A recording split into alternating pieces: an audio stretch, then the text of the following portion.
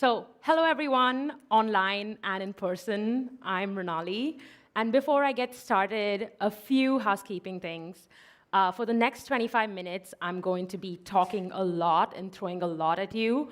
And I'm going to try to go slow, so I hope you keep up with me.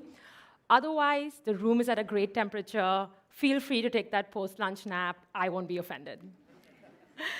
The last 5 minutes, or in case we run over time, feel free to connect with me on the UXDX Slack, or LinkedIn or Instagram, where I'm most available. And with that said, hi, I'm Renali. And in June 2023, I joined Ford as a design director. The team I joined, the digital product design team, was at the forefront of envisioning a huge transformation at Ford. We were reimagining Ford's role as an auto brand, from focusing on the appearance of a vehicle, like how it drives, how it feels, how it looks, to broadening and looking at what it is to own the vehicle, what is the experience of driving the vehicle, what's the experience of being in a vehicle. And we were going from giving fixed value at the time of sale to giving evolving and changing value based on our customers' changing needs and lifestyles. And instead of having episodic interactions with our customers during time of sale or during maintenance and services, we wanted to start having everyday interactions with our customers. And we were trying to do that with digital experiences, both in vehicle and in app. But we were not there yet. Jay Park, our VP, says that we're in the core of a transformation. We've gotten really good at building vehicles with amazing fan followings like Mustangs, Lincolns, Broncos.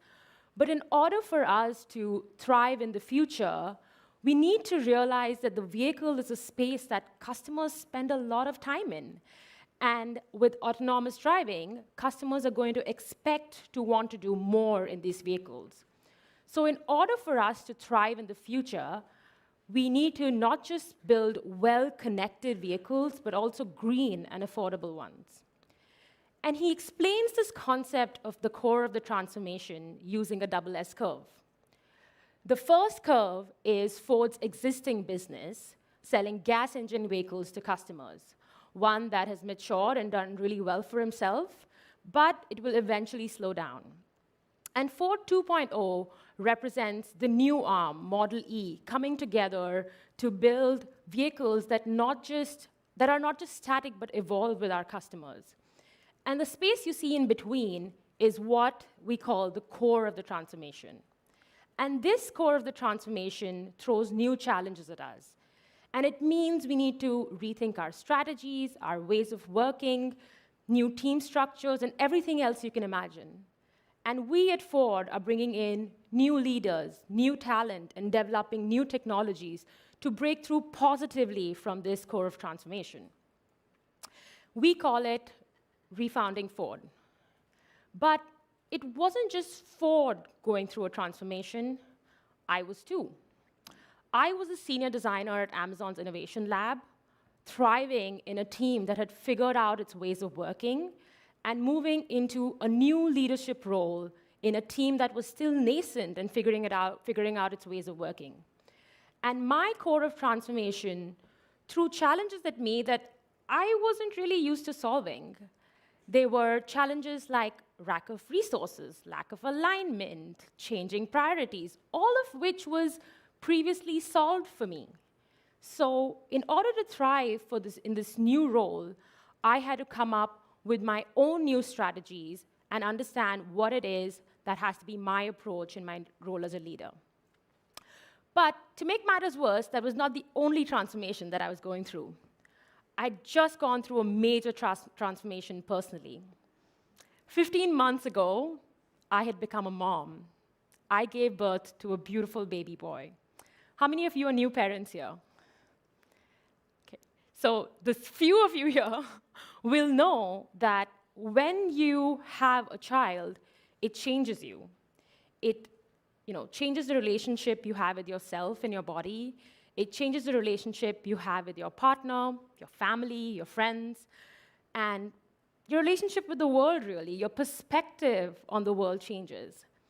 And so the same skills, approach, and processes that I had come up with to become a successful individual contributor, career professional, and even a partner were just not going to scale in my new role as a mother or even a wife. And my husband and I were, without a doubt, one of the most caring, conscientious, sensitive parents, but outside of home, work, chores, we didn't really have time to do the things we wanted. It was exactly the kind of problem that was really hard to solve and that ends a lot of marriages. We felt disconnected with ourselves, and we tried everything: stress management techniques, time management techniques, outsourcing food prep, you name it. But nothing felt solid, sustainable, and sustained. And one day, when I was working at Amazon and, dealing with these ambiguous problems, I had an epiphany. My team dealt with ambiguous problems every day. I dealt with ambiguous problems every day. My and my team's role and mission was to create innovative products and services in the 3 to 5 year timeline so that Amazon always had innovative offerings in its roadmap. And so when it came to the ambiguous problems that were thrown at us, they were either too broad or too specific. And it was up to us to reframe that problem and scope the project. And so I thought, maybe that's what my husband and I needed. We needed a reframe. So we went from we never have time for our kids and we're so disconnected with each other and ourselves to how might we design our lives to feel more connected with ourselves, each other, and our children. And if you're wondering, children, we are the crazies that consider our dog our first child. So yes, children. But the how might we framing helped us think more creatively about the problem at hand. And so we ideated and decided we're going to have a reset. And what that reset's going to entail is basically us supporting each other to, check off tasks from our to-do list that are outside of childcare and work and life admin things. And then we would spend time understanding what we miss doing or what we want to do. We would also spend time understanding what's our vision, where do we want to be, and from there on work backwards to create our ideal schedules. And when it came to creating our ideal schedules, we knew we wouldn't get it right. So we would go through a tweak, repeat process and reflect on how we could make it better. And we set aside 8 weeks for this. And the designer and me wanted to give it a beautiful name, so we named it the 60-day reset. And then we gave it all our time outside of work, chores, and childcare. And honestly, it went really well. The first week, we actually created this list. This is a screenshot of our actual list, guys.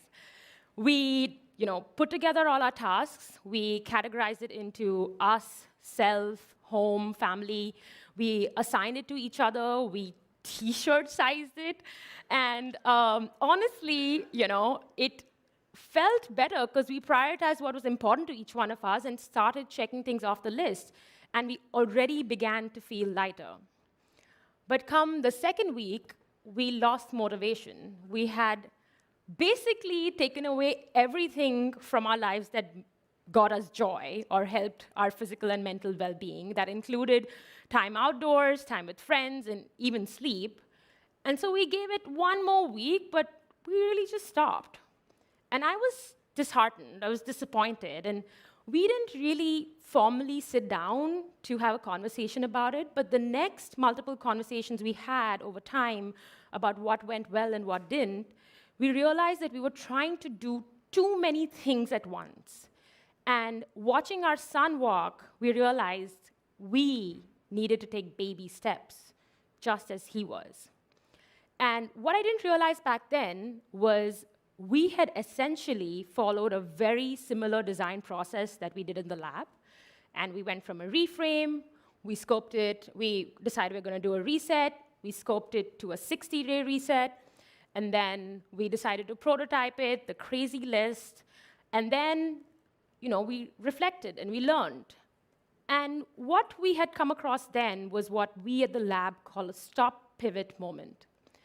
And a stop pivot moment is when you have new information, whether that's through insights or external, that makes you change the trajectory of your design process. It means you could go back to a new reframe. It could mean you go back to rescope, change your prototyping approach, or decide that the problem was no longer valid and drop it completely. So for us, it was the scope. We were trying to do too many things and had dedicated too much time to do it and taken away time from things that filled our souls, everything that helped with our mental and physical well-being. So we rescoped and reprototyped and reflected and learned. And the new approach we took is quick resolution. We decided we were going to come up with issues. We were going to tell each other about the issues that are coming up often, and we would spend 15 to 30 minutes trying to resolve it, whether it's a next step or an outcome. And the minute we take the next step, we would learn and reflect and take it from there. Now, 2.5 years since my child was born, we're not there yet. We are not living our ideal lives, but we're definitely more connected with ourselves, with each other, and we just feel more happier. By taking time to talk about our dreams and check-ins and where we wanted to be, we realized that we wanted to be more supportive and understanding of who we are outside of being parents. And for things that we couldn't find clear solutions with, we took help. And I realized I have ADHD, which brought so much clarity in our relationship. And I learned that my husband loves running, and we took out time for his training, and he just ran his second half marathon. And for me, I wanted a change, so he took more childcare duties, and I joined Ford. I learned that I also love being on the business side of things, and I want to be able to do a business course and eventually start out on my own someday. And I applied to Stanford this summer, and I got through for a course. Thank you. But this wouldn't have happened if we had tried to cram too many things. This took a while, and slow, small, baby steps, changes, created sustainable and scalable changes in our lives. And I love this thing that my yoga teacher says. She says, energy flows where intention goes. And so by intentionally applying the design thinking process to life's ambiguity, we were able to bring sustained changes in our lives. And this was the start of me using design thinking in areas outside of products and services. So fast forward to my time at Ford, when I was going through my professional transformation. As amazing as it was to be one of the youngest design directors there, I was experiencing major imposter syndrome. I was among these experienced leaders who were probably leading teams for years, if not decades. And the question of, what if I'm not good enough, haunted me. And the pace at Ford was much faster than I could have ever imagined. On my second day, I was cornered into a room with 8 product managers who decided they want to throw everything that they've done and then tell me how I could help. In a month, they went from 8 to 16, and I was still a team of 3, including me, having to deliver. And so I was dealing with this extreme ambiguity, and I realized that I had just applied this process, and maybe I could do it here. But intentions weren't enough. If there's one thing that I learned at Amazon, it is good intentions are not enough. Mechanisms work better. So I wondered, maybe this process that I had found some success in, could this be the mechanism I develop how might I scale the design thinking process to achieve positive outcomes at work? The safety and security team was working on some really compelling products, but they didn't have an understanding of how they would package those products for the customers. They were misaligned on the story that they were going to tell their customers. And it seemed like they didn't have a clear vision. And to me, as a leader in design, no clear vision means no clear requirements. No clear requirements, that means we're going to have a lot of churn and a lot of wasted effort. And so it was clear, after talking to my peer, that it was not just that we didn't have no vision, we just had multiple visions. We were misaligned on where we wanted to go. And everyone knew we were going to work towards some paid version of the product, but everyone had a different version of what that was going to be. And so because misalignment meant no clear requirements, to me, I knew this was the problem that I had to tackle first. So we went into a reframe. We decided we're going to go from there's no clear vision to how might we use the expertise within our team to create a unified vision for safety and security products. And one of the tools that we used at the lab was subject matter expert interviews, or SME interviews. And I remember it was for a sustainability project, and we were trying to explore opportunities on how might we improve the product development process of our devices in order to make it more sustainable. And so we carried out one-on-one interviews with industrial designers, sustainability scientists, people from the Second Life program, and everyone at Amazon who influenced the product development process in some way.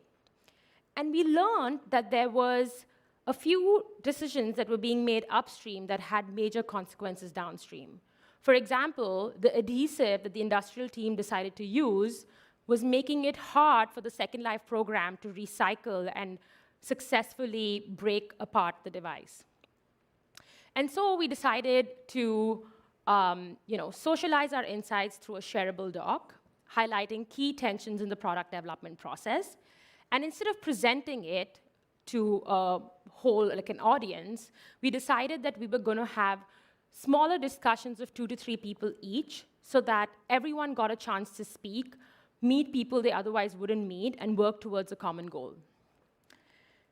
And so while I was looking at this misalignment problem in the eye, it was clear I needed a tool like the SME interviews, but this was clearly a design research tool. So SME interviews are great, but it takes a long while to do them. And I didn't have 4 months to go through a research project, and I had all these other work streams that I had to deal with.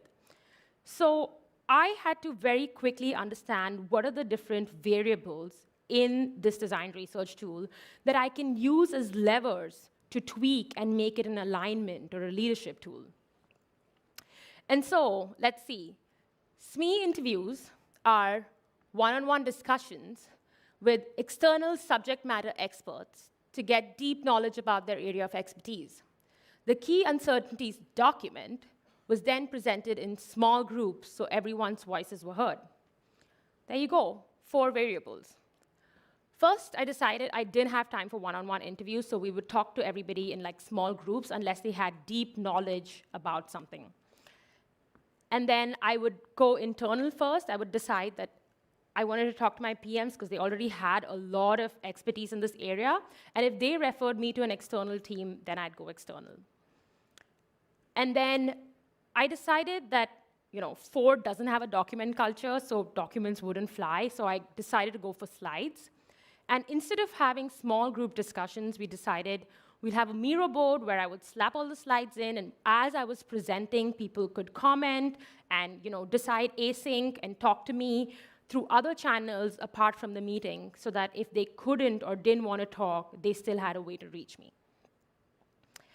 And so this led to a quicker and more effective execution of the tool, and I realized the missing step in my design thinking process: adapt. Adapting tools processes, and approaches that I already knew as a designer helped me quickly adapt in my role as a leader. So instead of reading books and podcasts, et cetera, on design leadership when I just didn't have the time, I could go in confidently solving the problems in ways I already knew. And so carrying out SME interviews after adapting the research tool to a leadership tool really helped me move quickly and gain tribal knowledge. And more importantly, it helped us clearly identify points of alignment and misalignment. So there were a lot of great outcomes from this, but I would like to highlight a few. We learned that all of us cared deeply about the customer, and we would always give for free life-saving features. That led to a discussion on guiding principles, and we created a set of guiding principles that PMs could choose from, 2 to 3, as tenets for their products as they developed the process and took the decisions they needed to take. We also realized that there was a marketing team working on packaging and guidelines, and that gave us the foundation of which features would be paid and free. And that also helped us realize that marketing and us had very aligned goals. And so we had to stop working like a triad and work more like a quartet.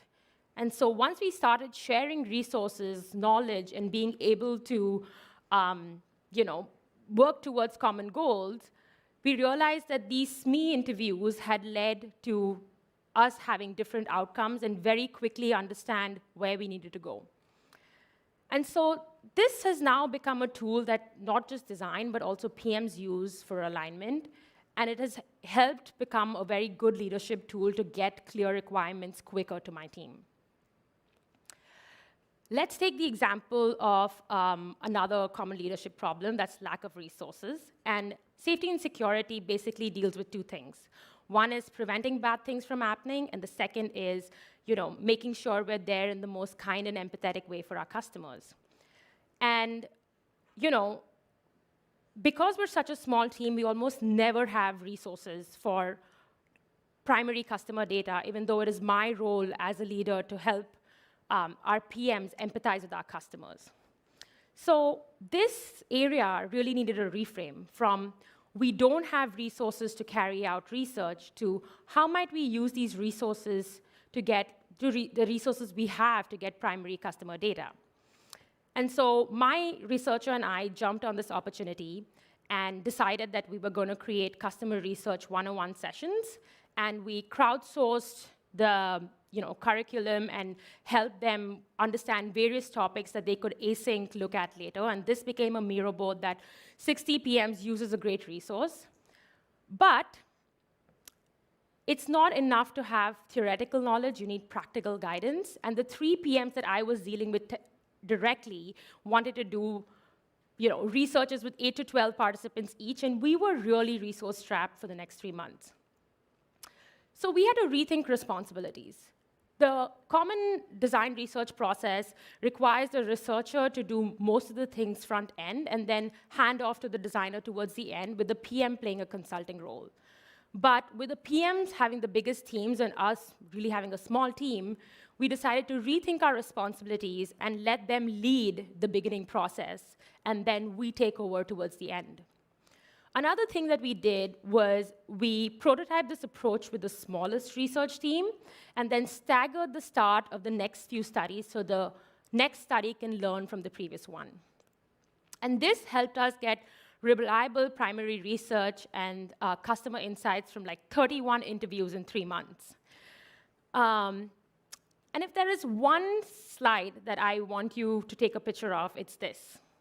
This is the process that's really helped me get out of my core of transformation and break out in a positive way and be a more confident leader at Ford.